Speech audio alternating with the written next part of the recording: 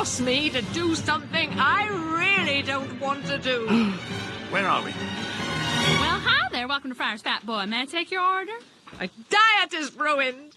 I hope you're happy. Hello everybody, I'm cocoacosmos, and I was requested quite a while ago to determine if Fairy Godmother from Shrek 2 was a villain, or was she just misunderstood. I haven't watched the Shrek movies in a while, so I was kinda excited to do this one. I needed a bit of whimsy. It all started in a kingdom, far, far away. Fairy Godmother and King Harold, otherwise known as the Frog King, made a deal. She could give him a potion that would turn him into a human permanently, activated by true love's kiss. And in exchange, her son, Prince Charming, will marry Harold's future daughter to become king of Far, Far Away later. Being madly in love with his now Queen Lillian, he agreed. Years later, the daughter of the king and queen was born, unfortunately cursed with an enchantment that showed itself each and every night. They approached Fairy Godmother, desperately asking for help. Her solution? Lock the princess away in the highest room of the tallest tower, guarded by a fire-breathing dragon, where she shall wait for the handsome Prince Charming to break her curse with his kiss. Sometime later, she is again summoned to the land of Far, Far Away, to that very same castle by Princess Fiona's tears. Surprised to see her all grown up and not married to her son as agreed upon. Even worse, Fiona's married to an ogre of all things. She's so upset about this that she breaks her diet and advises Harold to keep up his end of the deal. However he sees fit. Well, Harold's method seems to have led said ogre into her place of business while she was making a secret special potion. Shrek doesn't think Fiona is too happy.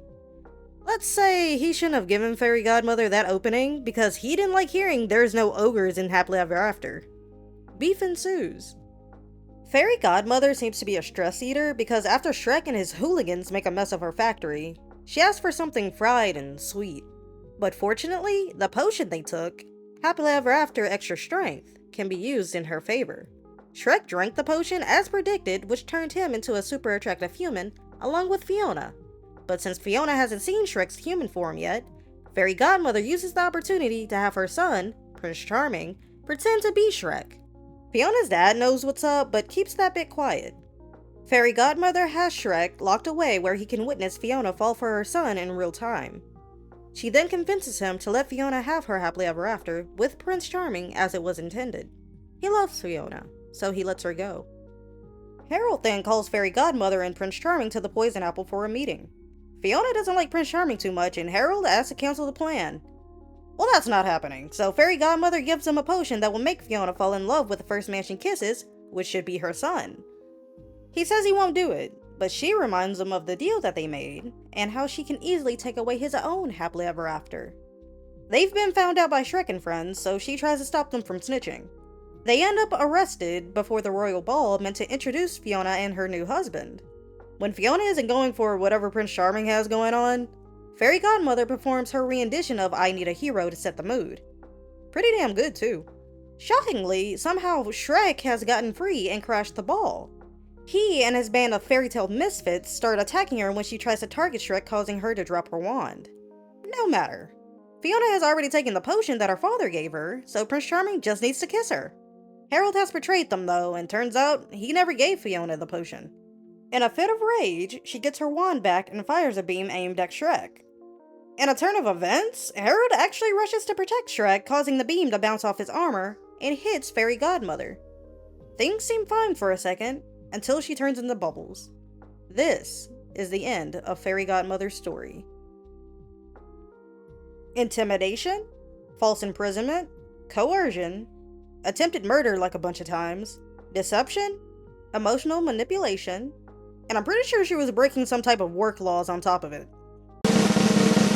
Yeah, that's a villain right there. Nothing to misunderstand.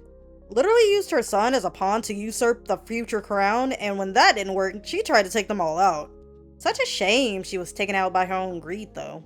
Also, fun fact, Fairy Godmother was originally supposed to appear as Dama Fortuna in the first Shrek movie.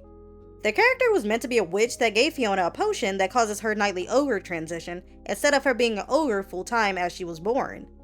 Test audiences thought this backstory was too depressing, so it was scrapped and her character was turned into the Fairy Godmother instead. But what do y'all think? Which villain should I judge next? Let me know in the comments below. Cocoacosmos,